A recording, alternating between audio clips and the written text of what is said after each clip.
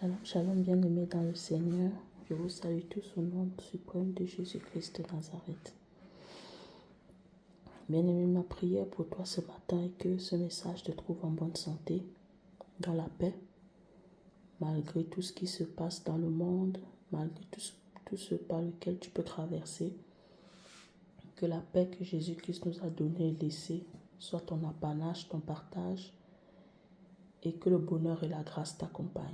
Je prie vraiment pour ton cœur, afin que ton cœur soit soumis à la volonté de Dieu, que ton cœur soit attaché à Jésus-Christ, rattaché au cœur de Dieu, afin que vous fassiez qu'un.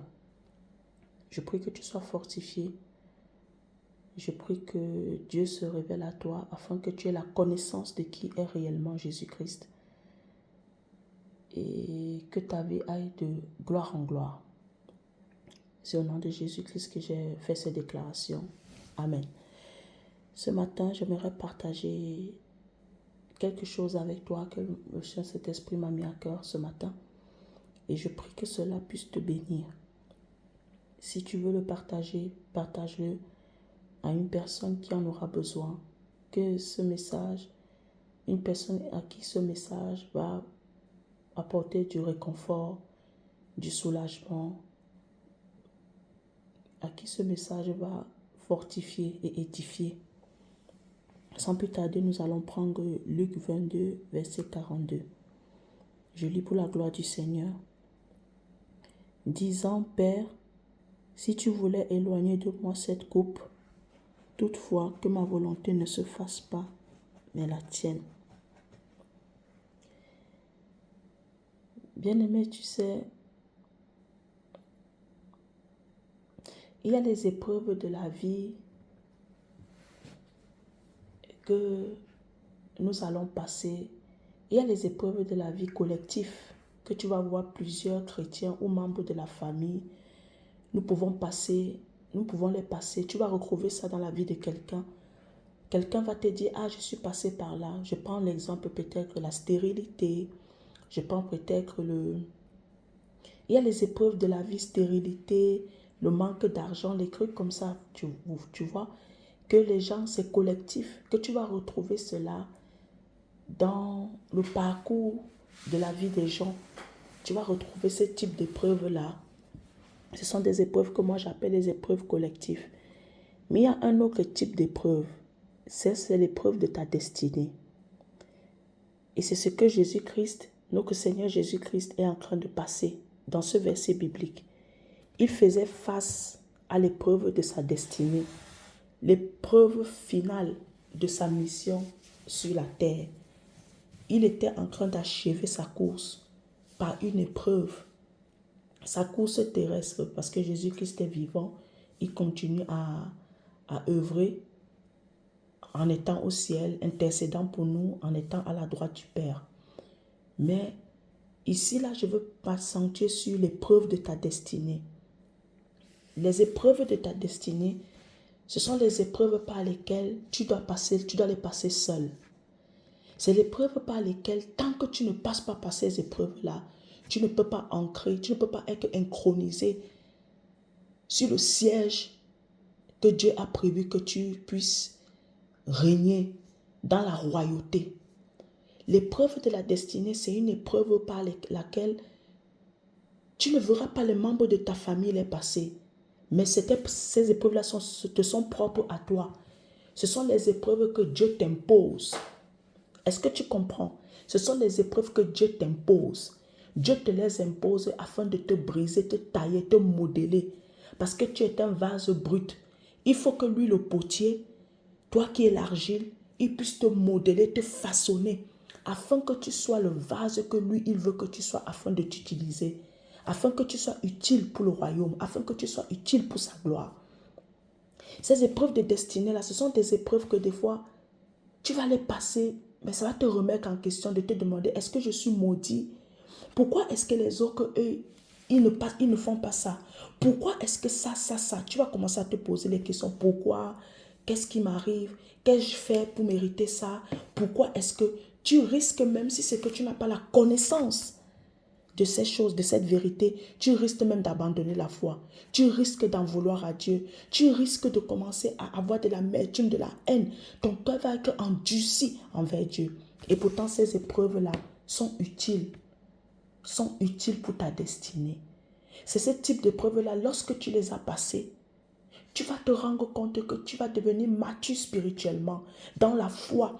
Tu vas te rendre compte que ta foi va devenir ébranlable, inébranlable.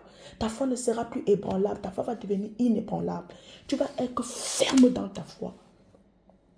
Au travers de cette épreuve-là, moi j'appelle ça l'école du Saint-Esprit. Cette école du Saint-Esprit te modèle, te façonne, te brise, te circoncis, te taille, te transforme. Ça ne te fait pas seulement mal. En même temps, tu vas te rendre compte que durant cette temps d'épreuve-là que tu es en train de passer, tu es équipé. Tu es équipé pour ta destinée. Tu vas te rendre compte que durant cette épreuve-là, tu es forte. Tu as puisé la force. Tu vas te rendre compte que tu es devenu ferme dans ta foi. Lorsque certaines épreuves de la vie vont t'arriver, tu vas te voir que d'autres personnes vont être ébranlées, d'autres personnes vont être dans la tristesse, vont même vouloir se suicider. Mais toi, tu auras la force d'aller les fortifier. Tu connaîtras ce par quoi ils passent parce que tu es passé par là. Et ce qui fera que tu seras un instrument, un canal par lequel Dieu peut passer, Dieu va passer pour édifier les autres, pour rendre témoignage de sa puissance, de sa fidélité, bien-aimé. L'épreuve que Luc 22, verset 42, c'est l'épreuve de la destinée. C'est une épreuve inévitable, tu ne peux pas l'éviter. Et tu ne peux pas la négocier avec Dieu. Ce type d'épreuve-là, tu ne peux pas négocier avec Dieu. Tu vas beau prier, tu vas beau pleurer, tu vas beau crier, tu vas beau murmurer, tu montes, tu descends. Souvent, beaucoup de personnes ratent ce type d'épreuve-là parce qu'ils vont chercher la voie de la facilité. Ils vont chercher la voie de la facilité. Ils vont fuir. Bien-aimé, il est avantageux pour toi, pour moi, pour nous, que nous ne fuyons pas. Affrontons. Affrontons ce type d'épreuve-là afin d'entrer dans notre héritage, afin de posséder notre héritage, afin d'entrer réellement dans la destinée que Dieu a prévue pour nous. Ce matin, je veux t'encourager. Je veux t'encourager à ne pas baisser les bras. Bien-aimé, tu n'es pas maudit. Peut-être que dans ta famille, tu es la seule personne à passer certaines épreuves. Au lieu de commencer à murmurer, demande à Dieu, papa, qu'est-ce que tu veux m'enseigner au travers de ce par quoi je suis en train de passer. Demande à Dieu de t'ouvrir les yeux, de te montrer. Pourquoi est-ce que... Ne commence pas à te poser les questions, pourquoi, qu'ai-je fait pour mériter ça? Non, va vers Dieu, interroge-le. Le rôle de Dieu dans ces temps d'épreuve, il ne va pas t'abréger ses souffrances, parce que ça fait mal, hein? Mais accepte de payer ce prix. Accepte de payer ce prix, bien-aimé, tu ne regretteras pas. Durant ces temps d'épreuve-là, tu vas prier, hein? Tu vas crier à Dieu. Dieu ne va pas te répondre, mais la seule chose que Dieu fera, il sera avec toi, mais il va seulement te fortifier. Il va seulement te fortifier. Tu vas te rendre compte qu'à un moment donné, tu veux abandonner, mais il y a une force surnaturelle qui va venir te motiver à encore aller plus en profondeur. Tu vas te rendre compte qu'à chaque fois, à un moment donné, les premiers instants de ces épreuves-là, ça peut te faire mal. Tu vas commencer tu vas te sentir indigne, tu vas trouver cela injuste. Mais de fur et à mesure que tu vas commencer à comprendre le but de ces épreuves-là, tu te verras que quand ces épreuves vont arriver, tu ne seras plus la même personne que tu étais lorsque c'était au début. Tu vas te rendre compte que tu vas accueillir ces épreuves-là parce que tu vas voir le bien-être, le bienfait que ces épreuves-là sont en train de produire dans ta vie. Tu vas te rendre compte que tu étais colérique avant, mais ces épreuves-là sont venues te rendre doux.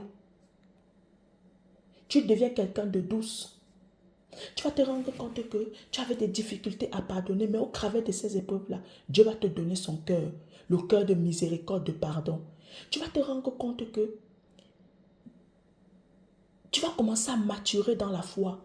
La compréhension des Écritures seront plus évidentes pour toi, par la grâce de Dieu et par le cher Saint-Esprit. Tu vas te rendre compte que pendant ces temps d'épreuve-là, tu te dépouilles de toi-même. Tu te dépouilles de toi-même. Tu te dépouilles de ta volonté. Jésus-Christ a dit, si tu pouvais éloigner de moi cette coupe, la coupe de la mort, la coupe qu'il sera flagellé, il sera frappé, il sera meurtri, la coupe de la mort. Mais il a dit, toutefois, que ma volonté ne se fasse pas, mais la tienne. En ce temps-là, ce type d'épreuve de la destinée, ce n'est que la volonté de Dieu qui prévaut. Toi, ta volonté doit mourir. Parce que si c'est que tu te laisses emporter, tu te laisses envahir par tes émotions, par le jeu, moi, par ton orgueil, par ton ego, bien-aimé, il te sera très très difficile d'entrer dans ta destinée et d'hériter l'héritage céleste de Dieu que Dieu a prévu pour toi. Parce que tu dois savoir cette vérité. Nous sommes bénis de toutes sortes de bénédictions spirituelles dans les lieux célestes.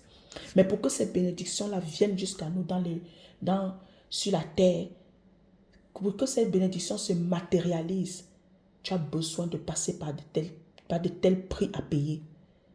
Aujourd'hui, nous sommes là parce que Jésus-Christ a payé le prix de sa mort, de son sang. Aujourd'hui, peut-être que les épreuves que tu es en train de passer dans ta vie là, ce sont les épreuves de la destinée, aussi pour la destinée de ta famille, aussi pour la destinée de tes futurs enfants, de tes enfants, de ton futur mari, de ton mari, de ce que Dieu t'aura donné, de ce que Dieu t'a donné. Jésus-Christ est passé par là pour nous. Pour nous. Il n'a pas hésité une seule fois à se donner en rançon pour nous. Il en est de même pour nous. Nous qui sommes appelés à être les Joseph de notre famille. Nous qui sommes appelés à être des rois. Des rois. Nous qui sommes appelés à être des étoiles. Nous devons payer le prix du sacrifice. Je ne dis pas ici que c'est parce que tu vas te sacrifier que non. Jésus s'est déjà sacrifié. Mais il y a des prix que tu dois payer. Des choses à lesquelles tu dois renoncer. Pour que, afin que ce que Dieu t'a donné là puisse en jouir. Pour que ce que Dieu t'a donné là, ça ne puisse plus être leur combat. Tu sais ce que tu combats aujourd'hui, en secret. Lorsque tu seras en public, ces choses-là ne viendront pas te tuer. Mais ce que tu ne combats pas en secret, ce que tu ne gagnes pas en secret, ça là va te gagner lorsque tu seras en public.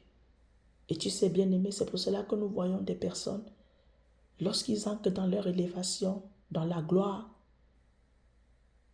quand ils ne sont pas passés par l'école du Saint-Esprit, franchement, leur vie, leur destinée finit souvent très mal. Leur destinée finit souvent très mal. Ils peuvent commencer avec le Seigneur, mais finir sans le Seigneur. Mais lorsque tu commences avec le Seigneur, tu passes par l'école du Saint-Esprit, je t'assure, tu finiras avec Dieu. Tu commenceras avec Dieu, tu finiras avec Dieu. Il y a aussi des personnes comme l'apôtre Paul qui n'a pas commencé avec le Seigneur, mais il a fini avec le Seigneur parce qu'il a accepté cette école. Parce qu'il a accepté l'école du Saint-Esprit. L'école du Saint-Esprit égale à l'école de ta destinée. C'est l'école de ta destinée. Il n'y a pas seulement les épreuves là-bas. Le Saint-Esprit va t'enseigner. Il peut t'enseigner par les témoignages des autres. Il peut t'enseigner par tes propres témoignages à toi. Il peut t'enseigner par les épreuves. Mais ça ne va jamais concourir à ton mal. Mais ça va toujours concourir à ton bien. Alors bien aimé, ce matin, je veux te fortifier. Je veux te dire que tu n'es pas maudit. Ce n'est pas que Dieu aime les autres plus que toi. Non, Dieu t'aime. Dieu, il t'aime. Mais tu dois passer, il faille que tu passes par là, par ces épreuves-là. Afin que toi-même tu puisses reconnaître, tu puisses maturer spirituellement dans ta foi, pour que tu puisses entrer dans l'héritage que Dieu a prévu pour toi, bien-aimé. C'est pourquoi ce matin, ne murmure pas, ne commence pas à faire des reproches à Dieu. N'essaye pas de dire que non, tu vas abandonner la foi. Non, ça, ce sont les pensées du malin. Parce que n'oublie jamais, Dieu a prévu des projets pour toi. Satan aussi a des projets pour toi. Mais il faille que tu puisses accepter d'entrer dans l'école de Dieu. Tu puisses être modélé afin d'être un vase d'honneur, afin d'accomplir, afin que les projets de Dieu soient manifestés dans ta vie. Bien-aimé, n'oublie jamais ceci. Certes, Dieu a les projets pour toi. Mais si toi, tu ne donnes pas ton aval, ton accord à Dieu, ces projets ne s'accompliront jamais. Si toi-même tu ne dis pas à Dieu, papa, me voici, utilise-moi, me voici, fais de moi ta servante, fais de moi ton serviteur. Ces épreuves-là resteront, ces projets resteront des projets. Je prends l'exemple, quand on veut construire un immeuble, il y a plusieurs parties. Il y a les architectes, il y a le propriétaire, il y a les maçons, il y a, il y a plein d'ouvriers. Il y a des contrats qui doivent se signer afin que le projet puisse voir le jour. Il en est de même pour toi et Dieu. Dieu a des projets pour toi. Mais Dieu n'est pas le seul à décider dans ces projets-là. Toi aussi, tu dois décider. Tu dois décider. Ta décision, c'est quoi? C'est de dire oui et amen. Oui, papa, je te fais confiance. Oui, papa, je sais que tu es là. Je te fais confiance. Fais de moi la femme que tu veux que je sois. Fais de moi l'homme que tu veux que je sois. C'est répondre à l'appel de Dieu. Même si tu sais que ça va faire mal. Même si tu sais que tu vas devoir passer par le feu. Le charbon passe bien par le feu. Mais la finalité, le résultat du charbon, c'est quoi? Il devient le diamant.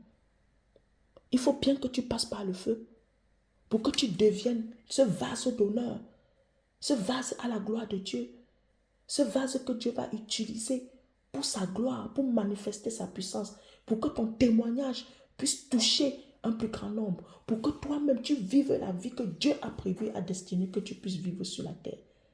Bien-aimé, n'oublie jamais ce que tu combats maintenant et que tu as gagné. Tes enfants, les enfants de tes enfants, les enfants des enfants de tes enfants n'auront pas à mener ce combat-là. Lève-toi dès aujourd'hui, combat. Paye le prix. Ne fuis jamais ta destinée pour emprunter les raccourcis, les chemins de la facilité. Sache que tôt ou tard, Dieu va t'attendre à la ligne d'arrivée, là où il t'attendra. Dieu va t'attendre là-bas. Regardons lorsque Adam et Ève ont péché. Est-ce que Dieu est parti vers là où Adam et Ève étaient cachés? Non. Dieu est resté sur la place où il avait l'habitude de rencontrer Adam et Ève. Est-ce que Dieu ne savait pas qu'Adam et Ève avaient péché? Si, il le savait. Mais Dieu est resté sur la place qu'il avait l'habitude de se rencontrer avec Adam. Il en est de même pour toi. Tu peux tourner en rond comme tu veux. Tourne en rond comme tu veux. Mais ne crois pas que Dieu va venir là où tu es. C'est toi qui viendras toujours là où Dieu est. Dieu restera toujours à sa place pour t'attendre. Parce qu'il faut que tu passes par là, bien-aimé. Il faut que tu passes par ces épreuves-là. Ça fait mal, je n'en disconviens pas, mais c'est pas concourir à ton bien. Tu seras une source de bénédiction.